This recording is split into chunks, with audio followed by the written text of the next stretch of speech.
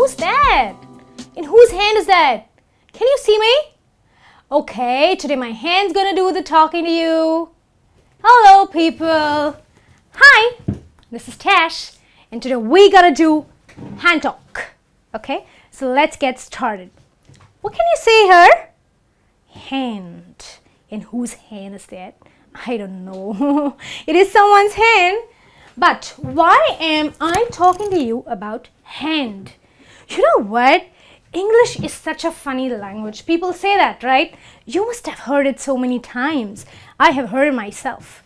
English is a funny language here because every body part of yours can be used as a vocabulary. It can be connected with a vocab and used.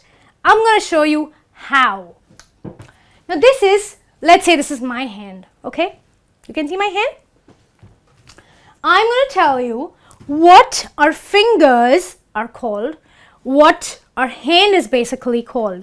Of course, we all know that our hand is made of fingers. But do we really know what these fingers are called? Yes, in simple basic language, we must be knowing about it. But what do we actually call it in the correct terms? So let's get started. You ready for the hand talk? Okay, this is your hand, okay? Which side of the hand is this? Can you guess? Yes, it's the back of the hand, okay? It's this part of the hand. Over here is this finger. I want this right now. Do you see your kids doing this? I see so many kids doing this. This finger on the mouth and they're like this. So what is this? This is called the little finger. Do you and I do this expression? I want this or no, we don't. Because little kids do this. Anyway, jokes apart, this is called your little finger. Okay? Remember, this is called your little finger. What is this? This is this. Can you see a ring on my finger? You can, right? And I'm sure you wear your ring on this finger as well. That is why this particular finger is called the ring finger. Also, I've heard this. I don't know if it's true or I don't know if you've heard this. They say there is a nerve which is connected from this finger to your heart. And that is why this finger is supposed to be close to your heart, and that is why we wear our rings on this finger. Okay? The next one, what is this? Okay, we're not talking about a slang right now, okay? We're seriously talking about this finger. Yes, it's the middle finger. Okay, don't get ideas, not good at the moment. You know why this is called the middle finger? Because it is between. It's like this, right? Between these two. That is why it is called the middle finger. Okay? The next one says index finger. The first one here, it's the index finger. And why is it called the index finger? Because it points out to something. You there, I know you, right? You girl, come here. Bad manners to do that, okay? Don't do that. But usually we unknowingly use this finger to point out things. There, the peacock over there, right? Also, this is called the pointer finger because we can point with this finger. Yes, that bus there, that bird there. So we usually use it to point out two things. What's this? My mom told me that when I was a baby, this would constantly be in my mouth. Very bad. I don't believe it, okay? And I don't want you to believe it. Really, I don't want you to believe it. However, kids have the tendency to put this in their mouth constantly, okay? This is your thumb. It is a sign which we also use to wish people good luck, all the best, best luck. And when you say something is not good, you always do this, right? Thumbs up and thumbs down, right? So this is your thumb. Now friends, this, why have I written business hand over here? The back of your hand, okay, the back of your palm. You all know that this is your palm, right? Oh, right. Yes or no? Yes, this is your palm. And And the back of your palm or the back of your hand is called as a business hand. Sometimes when someone gets angry, he can ask you, do you want the right hand? Do you want the front of my hand or the business hand? Okay, so this is your business hand. So when somebody's asking you for a business hand, say no. That's about business hand. Pulse. Okay. Can you feel your pulse right now? I can. The doctor can feel your pulse when you go to the doctor, right? So your pulse is right here. This is your pulse. And right below your pulse, or not really below, your pulse is situated in your wrist. What is this? This is a very, very important part because it connects your palm to your entire hand, okay? So your wrist, okay? What do we wear here? I'm not wearing one today, a watch. I'm not wearing mine today though, but we usually wear a watch here, right? So this is your pulse and this is your wrist. So friends, that was about the hand, our hand, my hand, your hand, everybody's hand. That was about the hand. However, I have some vocabulary attached to this hand of yours. Okay, you want to listen to that? So let's get started. Hanging on by somebody's fingernails. Okay, can you see your nail here? 1, 2, 3, 4. Yes, these are your nails. And when someone's saying hanging on by somebody's fingernails, what do they really mean? Have you seen your nail bed? It is so small, right? Even if I have nails which are grown, but my nail bed is very, very small, right? See, can you see that? It's very small. And can you really hang on to something which is this small? No, you can't. But friends, that is the literal meaning of that. However, when we come to phrases, also it means the same. Hanging on by somebody's fingernails. The situation is so unreliable that you can't rely on that person right now. Okay, it's a very scarce situation. You just can't hang on to somebody's fingernails. Okay, so next time you are in such a situation or you see somebody in that situation, don't forget to use this phrase, right? The next one, fingers crossed. When I say fingers crossed, this is what fingers crossed mean, okay? When you are in a interview situation or you have a result today, what do? Oh God, oh God, oh God, oh God, oh God. Yes, I have seen that so many times. And I myself do that. I don't deny that because it's a habit. Okay, just a habit that when I was young, I saw people doing it around me and I did it myself. And I'm sure you did it too because you saw somebody else doing it and they told you it means luck, right? It means luck. So every time you go for an interview also, under the table, your hands are right under the table and your fingers are crossed. So fingers crossed. Okay, fingers crossed is for luck, right? Lucky probably for some. Fingers on the pulse.